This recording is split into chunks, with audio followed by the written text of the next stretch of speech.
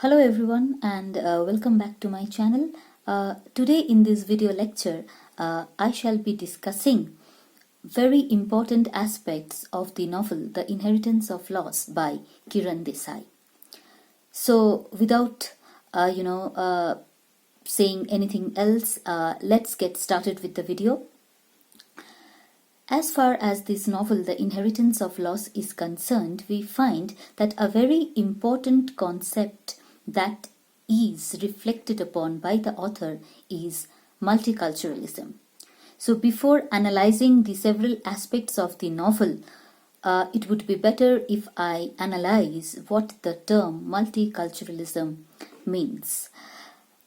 As far as the term or the concept multiculturalism is concerned, it should be remembered that the word itself, gives us a preliminary idea about what multiculturalism means. Basically, we can say that, or we can perceive multiculturalism as a way of how we react to cultural differences. In fact, this concept of multiculturalism is based on the assumption that minority groups, they are never treated equally like that of the other citizens. They are not treated at the same level as the other citizens, and as a result of this, it gives rise to a problematic view of culture and as well as an individual's relationship to culture. However, we should never forget that cultures are never distinct. They can never exist as self-contained wholes, because cultures emerge due to their long interaction with other cultures, or getting influenced through war, you can say, or through imperialism, trade and migration. So when a culture emerges or comes into being, it cannot exist, or you cannot say that it is a self-contained whole, because it gets influenced by several factors. And that is why multiculturalism is often allied with nationalism. As far as the novel The Inheritance of Loss is concerned, today we will see that how this novel addresses a variety of post-colonial issues such as nationality, then identity crisis, cultural hybridity, and the connection between a place and culture. In fact, in the novel we find that most of the characters they get influenced much by the Western culture. In fact, the Western culture seems to have a very strong influence upon them. As far as the setting is concerned, we find that the novel is set in a small Indian town in Kalimpong in the northeastern Himalayas. And here the author provides us with a depiction of the cross section of Indian society, and it is through these characters that we come to know their lives, and these characters actually provide us with their stories. We come to know the environment they live in which they grew up, and how their environment is also responsible for shaping up their character. Besides this, we find that the novel also portrays the unrest among the Nepalis, because they consider themselves disadvantaged in the Indian society because of their ethnicity. So we can see the social unrest of Nepali nationalists as well. And they represent a large diaspora living in the region of Kalimpong. And in fact, the political turbulence that emerges in Kalimpong, we also find how this political unrest impacts or brings about several changes in the lives of the inhabitants of this region. As the novel opens, we find that we are introduced to an old retired judge who lives at Chuoyu with his granddaughter Sai and the cook Gyan. And when he was a young man, he was sent to Britain to become a judge so that he could serve the British government. Here in this connection, I would like to tell you that the experiences that the judge undergoes in Britain play a very important role in shaping up his character, or in making him a person which he would later on become. Because when he went to Britain, the British society of the 1940s, it was not at all prepared, to encounter a new culture, or you can say a completely foreign culture. And therefore, when the judge goes to Britain, there we find that he faces racist behavior, and this racist behavior and the way he is looked down upon as an Indian casts a devastating effect or a devastating impact on his self-esteem. Now, before he left for Britain, we find that just 1 month before he went to, he left for Britain, he got married to a girl called Nimi. She was then only 14 years old, and at that point of time the judge was very shy, and that he was shy to such an extent that after getting married he even failed to consummate his marriage because he found that the girl was very shy, the girl was very scared of him, and so he got very afraid of hurting his wife. But we see the drastic transformation in his nature once he returns from Britain.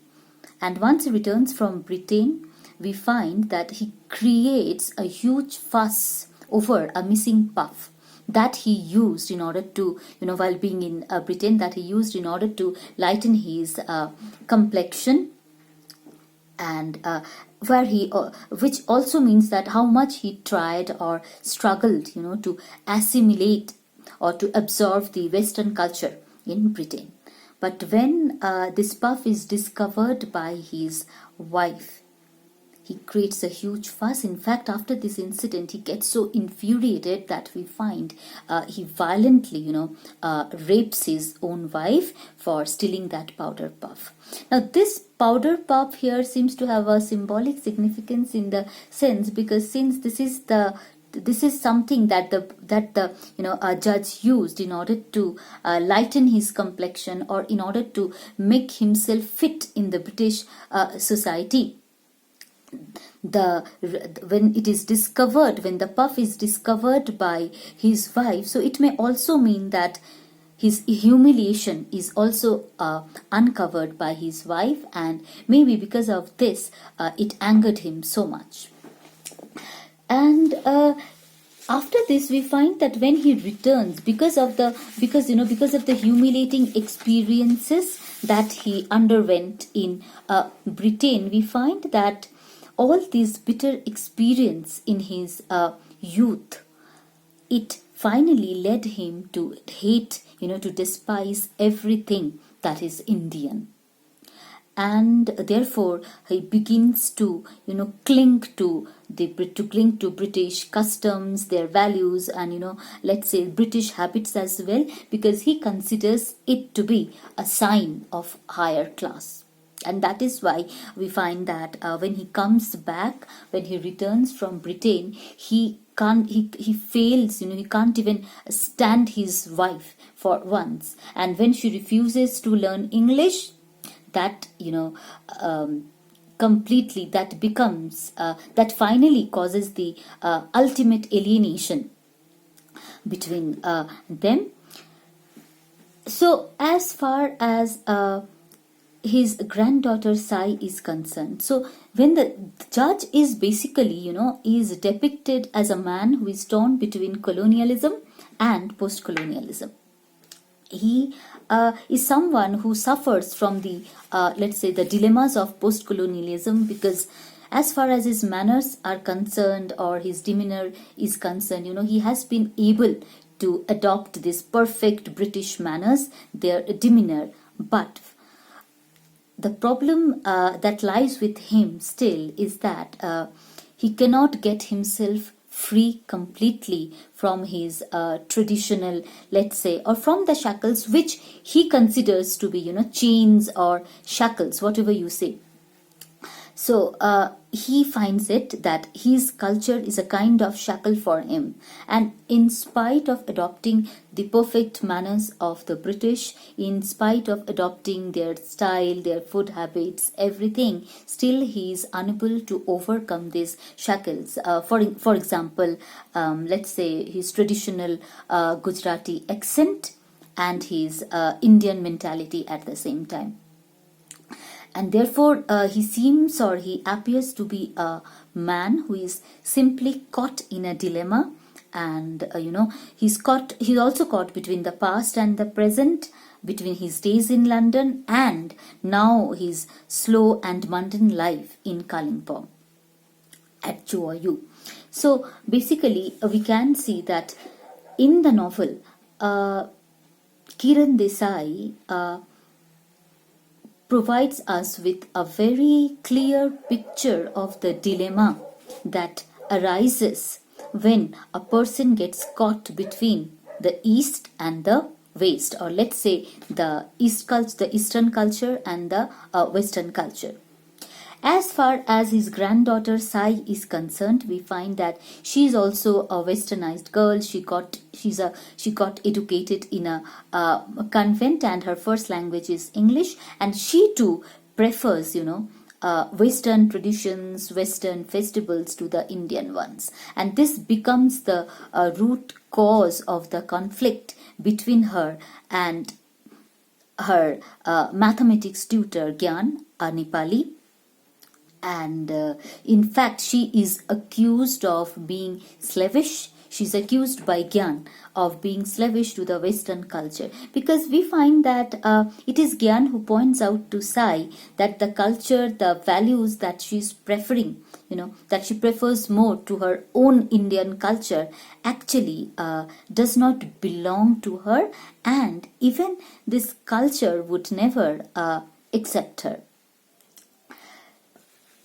Then if we look at the if we look at the character of the cook, so there we find, in the character of the cook, we find that he represents the lower class, and he is very proud that his son has gone to America, and he is actually living in the illusion that his son has been very successful in New York because he serves an English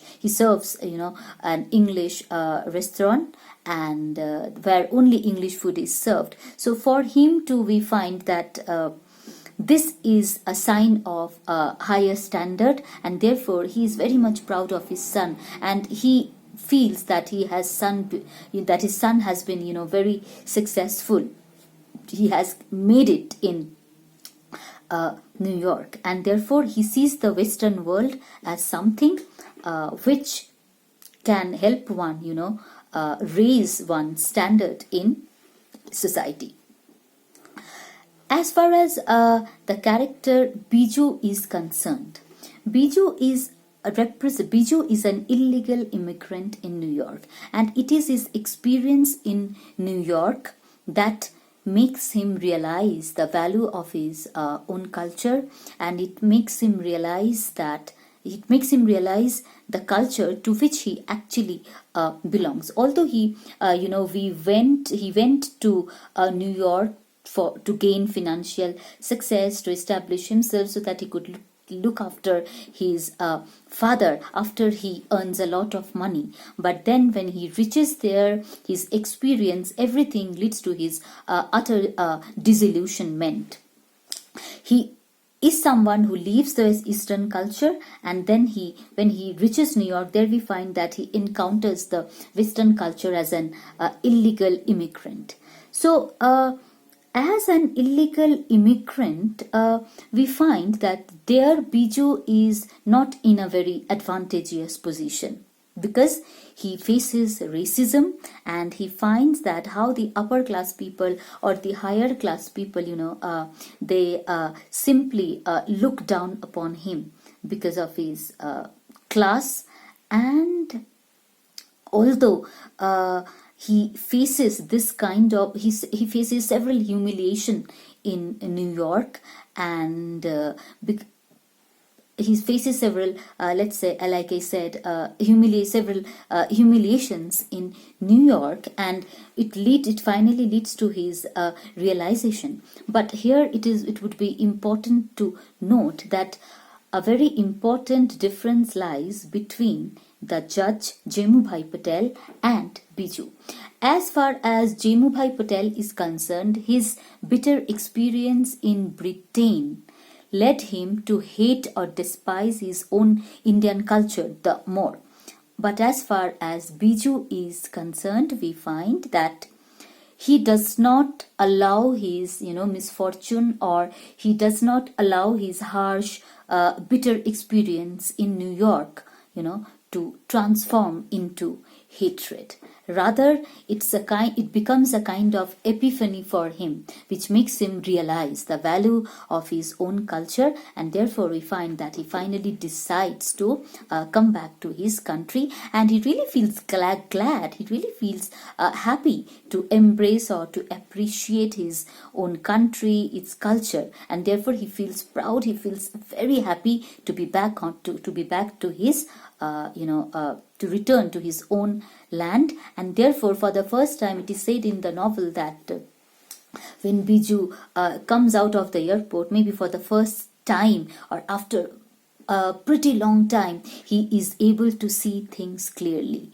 Which means that as long as he was in New York, he suffered from a kind of invisibility, because he was blinded by his pursuit of the American dream. He was blinded by his, his notions about the Western culture.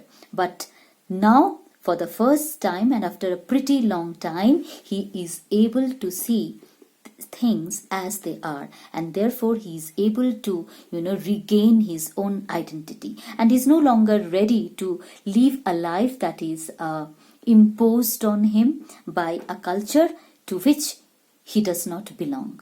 So this is the difference, because as far as the judge is concerned, we find that he becomes more hateful. He begins to hate his culture more and more because of his own experience. Okay, while if we look at the character of Biju, we find that although he fails to succeed in New York and he finds himself to be in a much disadvantageous position, yet his experience rather serves as a, let's say, a blessing in disguise, because it opens up his eyes and it makes him realize the value of his own culture, and therefore struggle to retain his actual identity by coming back to his own country.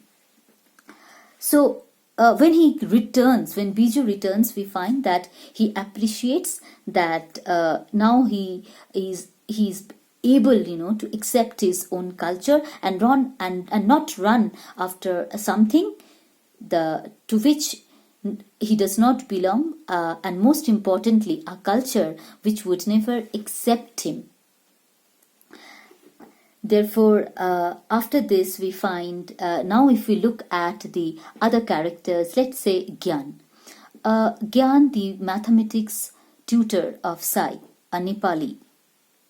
He is someone who gets attracted towards Sai because of his inclination, or maybe he was interested, to be modern. So he gets that his affinity for modernity makes him get attracted towards Sai. But then we find that he is someone who is looking for his personal identity, because he feels that because of his, let's say, his ethnicity, he is being disadvantaged because of his Nepali ethnicity, or let's say his nationality. As far as his relationship with Sai is concerned, we find that this relationship, like I mentioned before, it represents the conflict between them.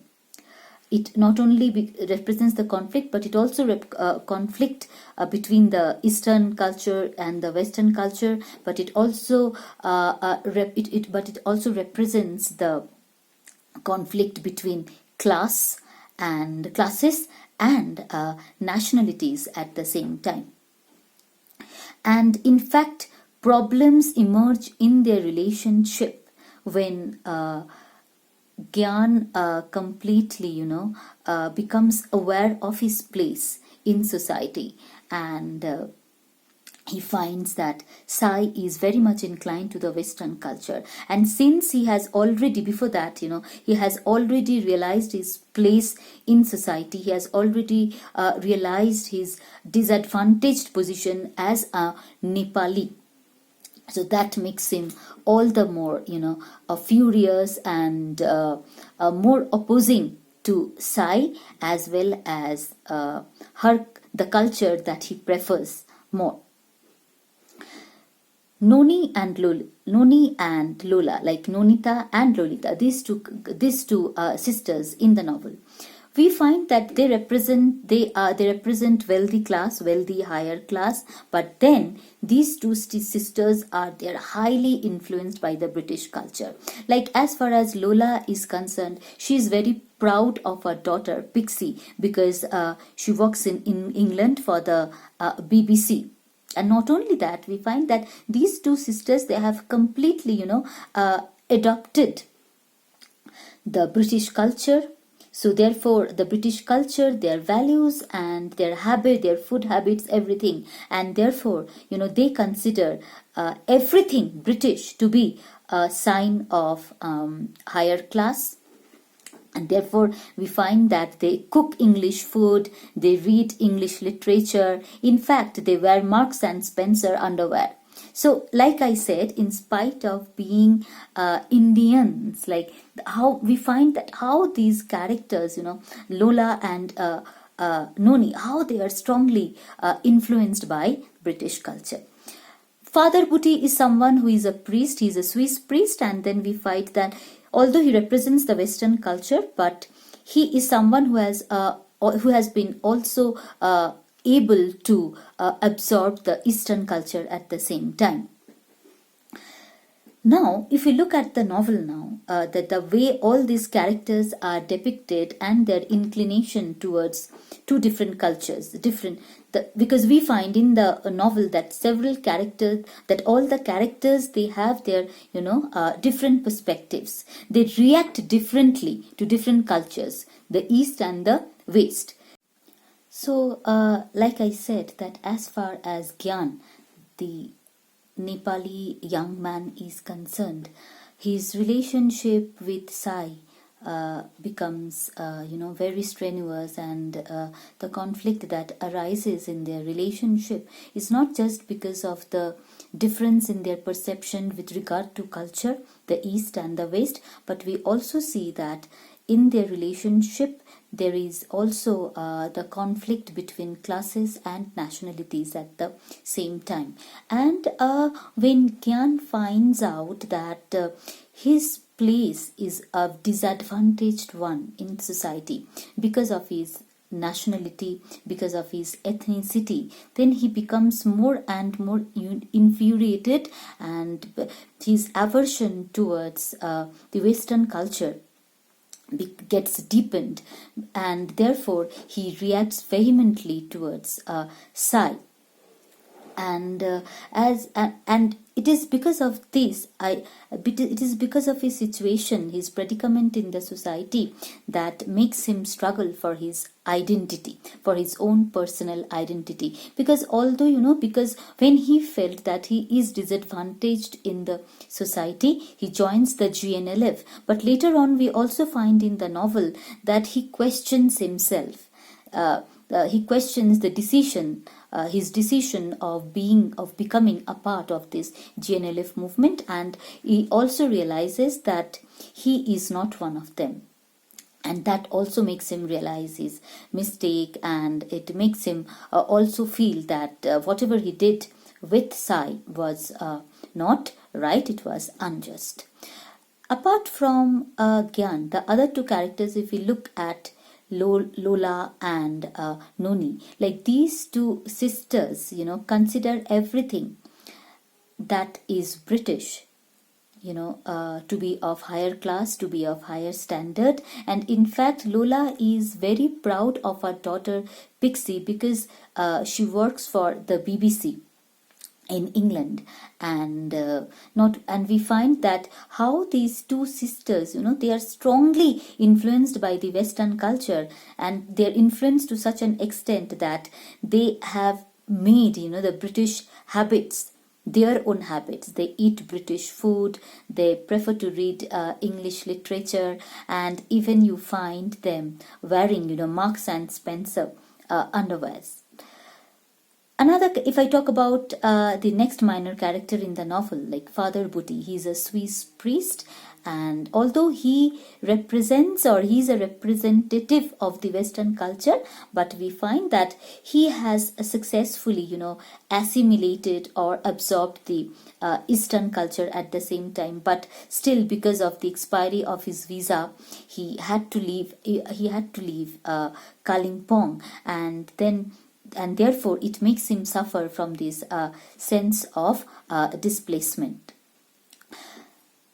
Almost all the characters in the novel, we find, suffer from a sense of alienation, displacement, and identity crisis at the same time. Therefore, it is culture, and identity that is related to one's culture is highly emphasized in the novel through the depiction of this cross section of Indian society, or through the depiction of several characters. In fact, Kiran Desai does not make any attempt to show the traditional Indian lifestyle in the novel, because when she wrote the novel, her objective was, to show the relationship between East and West, as well as the reality of immigrants, like we see in case of Biju, the humiliation that he goes through, the racist behavior that he encounters in New York. Now, Kiran Desai herself, being an immigrant and well-read, well-bred, and also being herself a product of multiculturalism and post-colonialism, she was very much aware of the actual reality that immigrants have to face when they move on to a foreign country. Therefore, it is this era of globalization that is depicted in the novel. And although she tries to convey this message that we are living in a modern world and we have become very liberal, and we are gradually moving, we are gradually trying to integrate ourselves with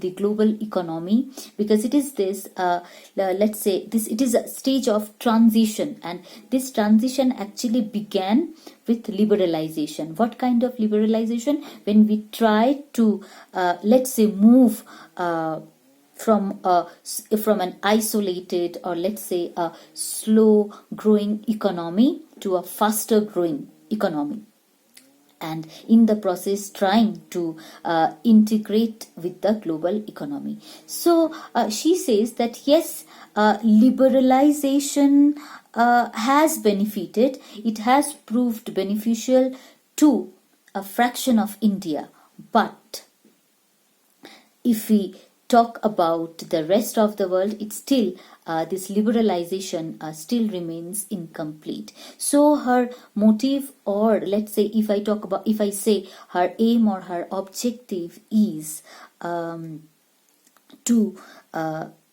make people understand, or maybe to make the entire world understand through her writing, that liberalization should not benefit only a fraction of India, rather it should benefit everyone, so that people living in rural part of the country, they can also live with dignity as well as freedom when they move to a foreign country. And that is why in the novel we find that the setting that she has chosen for her novel is a rural setting. It is Kalimpong.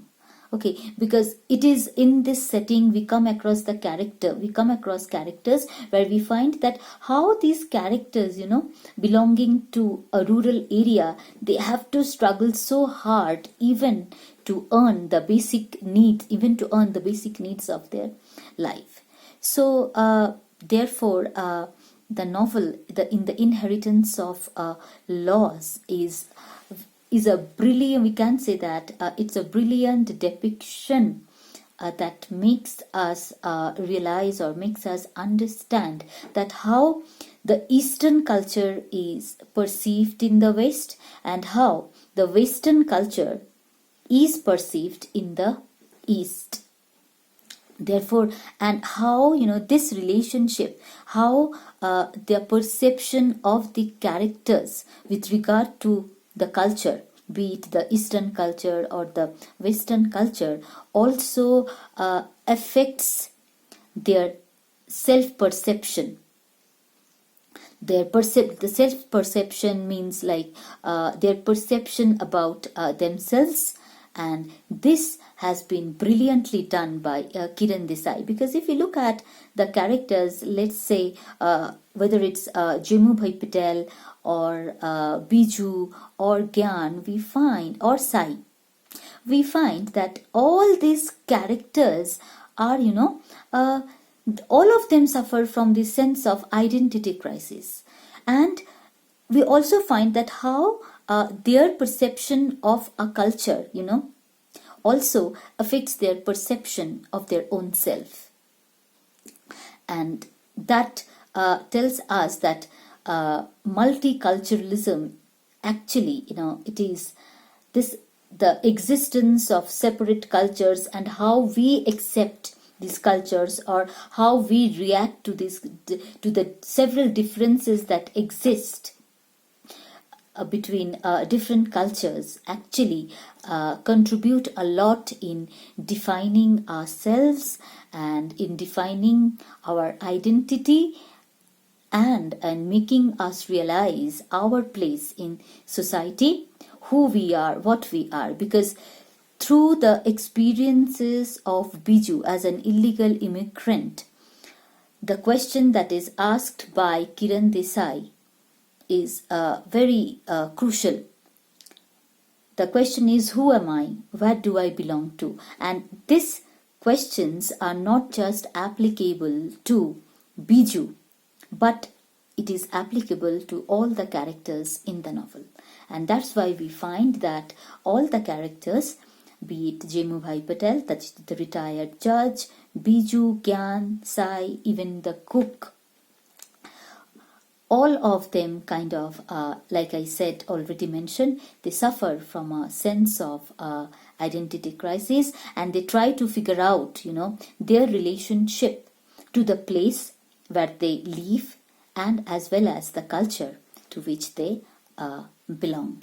So with this, I come to the end of my discussion on multiculturalism and how it is reflected in the novel The Inheritance of Loss. So if you like the lecture and if you find it helpful, do like it, share it, and don't forget to subscribe to my channel. Until then, bye bye.